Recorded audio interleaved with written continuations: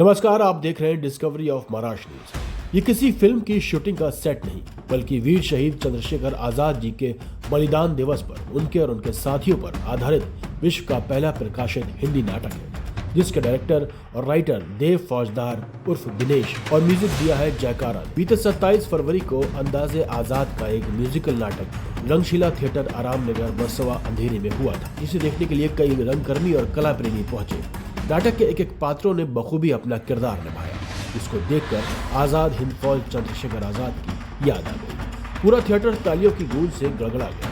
नाटक में वंदे मातरम और भारत माता की जय के नारों ने दर्शकों को क्रांतिकारियों और आजादी की याद दिला दी। कुछ दर्शकों के तो आंख में आंसू तक आ गए। वहीं जलील अहमद ने उन सभी पात्रों और नाटक के निर्देशक का हौसला बढ़ाया। डिस्कवरी ऑफ महाराष्ट्र के संवाददाता सिराज शेख ने वहां पहुंचकर नाटक के पात्रों से खास बातचीत की। आइए सुनते हैं। मैंने देखी वो सब बेकार है।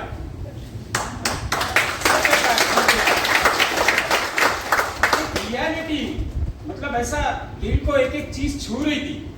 जिस तरीके की बंदूकें चल रही थी और जिस तरीके की ये लोग एक्टिंग कर रहे थे, रियल में ऐसा लग रहा था कि हम लोग वो बैक फ्लैश में जा चुके और वो दौर के अंदर मौजूद है और वो लोगों को अपनी आंखों से देख रहे हैं जिन्होंने हमारे लिए अपनी जानों को कुर्बान कर दिया, हमारे लिए अपनी जानों को कुर्बान कर दिया। और मैं बहुत तारीफ के साथ ये बात बोलना पसंद करूंगा कि इनको तो इंडिया के अंदर मतलब इस तरीके का जो इन्होंने मन सजा है और जो इसके ये राइटर है, मेरे हिसाब से हिंदुस्तान में इनको बड़ा खिताब मिलना चाहिए। और इतना मतलब बड़ा विजडम है सर ये। I am really appreciate to you और आपकी पूरी टीम। जिस तरीके से ऐसा लग रहा था अपना विजडम डाल रहे हैं। एक एक आदमी आकर के जिस तरीके से गले की नसों को फाड़ करके चिल्ला रहा था, वंदे मातरम, भारत माता की जय। आप लोग वाकई तारीफ के काबिल है सर।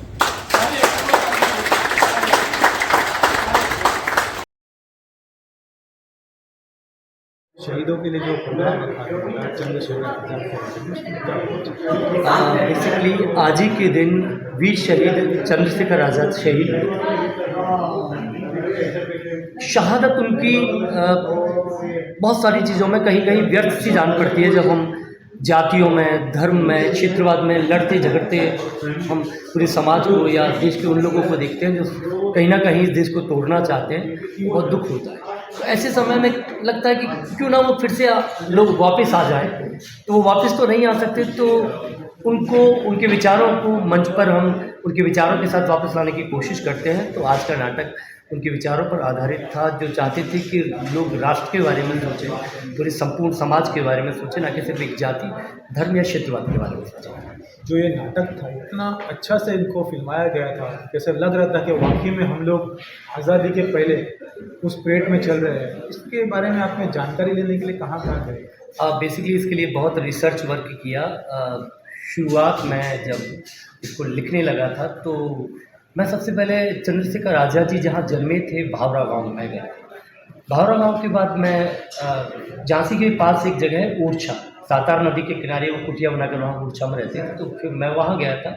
उसके साथ साथ झांसी में ही मास्टर रुद्र नारायण जी का घर था, जहाँ वो लगातार 3 साल तक रहे थे। तो उनके परिवार के लोगों से बात की थी। उसके बाद मैं एलिफेंट पार्क में गया, कानपुर गया, प्रताप प्रेस जहाँ वो लगातार सारे ग्रुप के साथ गतिविधियाँ किया करते थे। शाहजहाँपुर उत्तर प्रदेश में एक जगह है। इसके बाद शहीद भगत सिंह के गांव भी हम लोग गए थे, पंजाब में जलियांवाला बाग भी गए।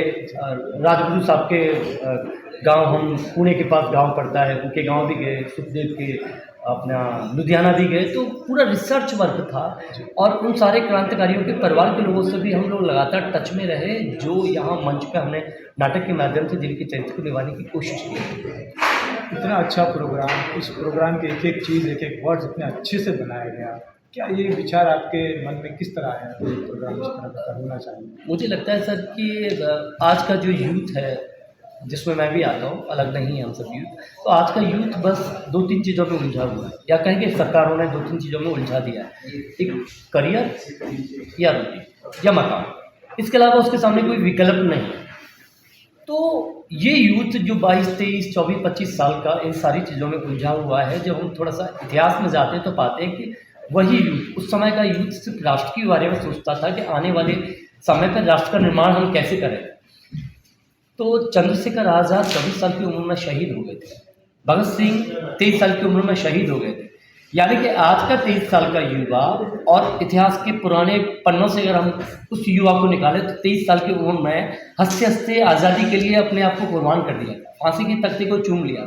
और आज का युवा सिर्फ रोटी कपड़ा प्रेम पबजी क्लब बार इनमें उलझा हुआ है। तो कहीं ना कहीं ये नाटक के माध्यम से मेरे दिमाग में एक चीज़ थी कि यार हम चलो वो तो नहीं कर सकते, क्योंकि अब वैसी संभावनाएं नहीं है कि हम किससे लड़ें।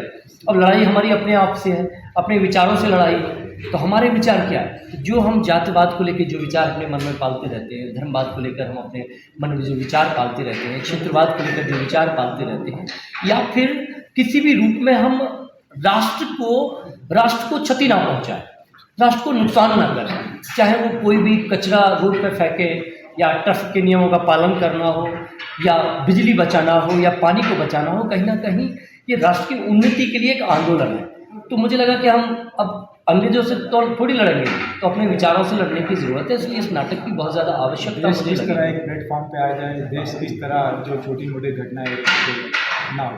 बिल्कुल सरकारें अपनी तरफ से कोशिश कर रही हैं और लगातार करती रही हैं, लेकिन सरकारों से ज़्यादा मुझे लगता है कि समाज की हिस्सेदारी बहुत बड़ी है, क्योंकि सरकार, पुलिस महकमा या कोई जज या कोई अफसर हर एक इंसान के बीच में जाके नहीं बैठ सकता है। हम जब अपने आप को बदलेंगे तो मुझे लगता है ये समाज, ये समुदाय या ये देश बदल जाएगा। तो सबसे पहले अपने आप को बदलने की ज़रूरत है। चंद्रशेखर आज़ाद जो आपने रोल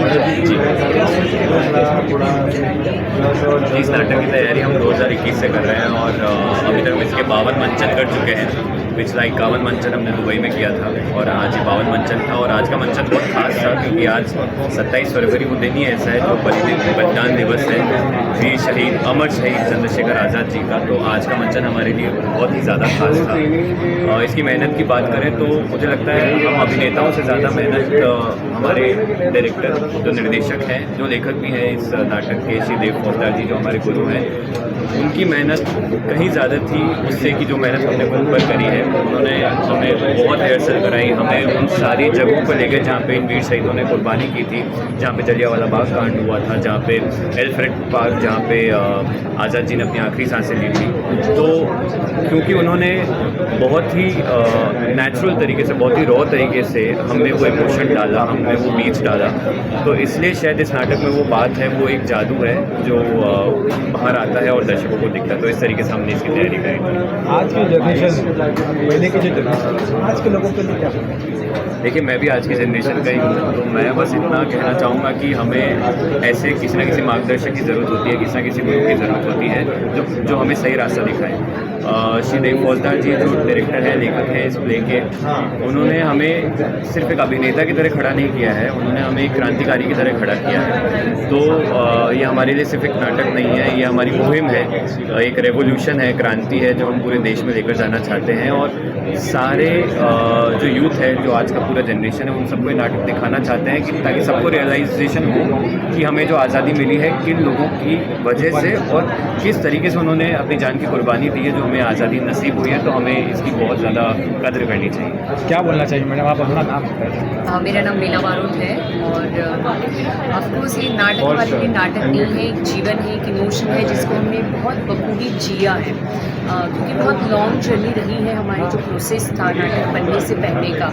तो हमने खुद ने वो क्रांतिकारी बन के हमने उसको जिया है। जैसे सर ने बताया था कि हम ट्रेन में कड़कड़ाती ठंड में जनरल डिपो में जाके यात्रा कर रहे थे बिना रिजर्वेशन के, और हर जगह पे हम लोग गए हैं जहाँ जहाँ शहीदों ने हमारे क्रांति की है, वो हर जगह जाके उस मिट्टी को नमन किया है। और हमने इतनी सारी किताबें पढ़ी है इसके प्रोसेस में, इतनी सारी चीज़ें देखी है, समझी है, डिस्कशन किया है।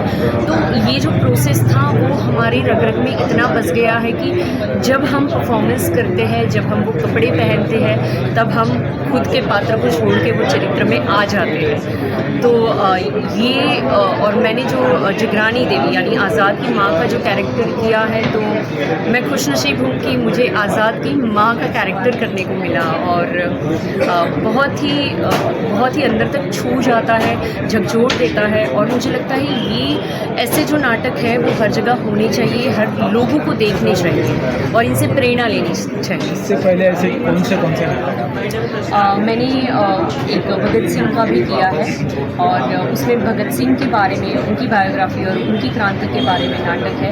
उसमें भी मैंने भगत सिंह की माँ का भी कैरेक्टर किया है और भी अन्य कैरेक्टर्स किए हैं, तो वो भी मेरे लिए बहुत गर्व की बात है।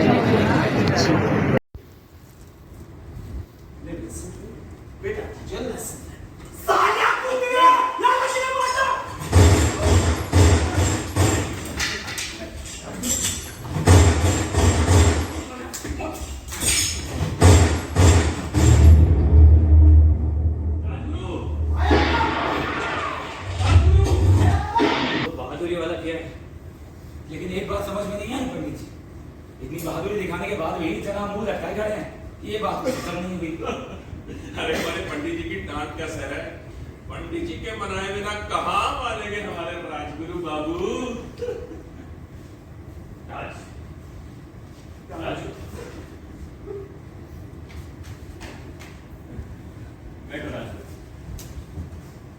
देखो राजगुरु, क्रांति में भावुकता नहीं बहादुरी दिखाई जाती है, और हमने तुम्हें डांटा क्योंकि नहीं दादा, वो बात नहीं जो आप सोचे। आपकी डांट तो हमारी एक गुरुवान है। तो फिर क्या बात है? दादा मैं सोच रहा था, इतना सुंदर नवरत्ना सांद्रस। तुम्हें पता नहीं उसके घर वाले ने क्या बिक्री होगी? बदन की सुना आप लोगों ने? ये तो वही बात हुई कि खोदा पहाड़ और निकली चुईया।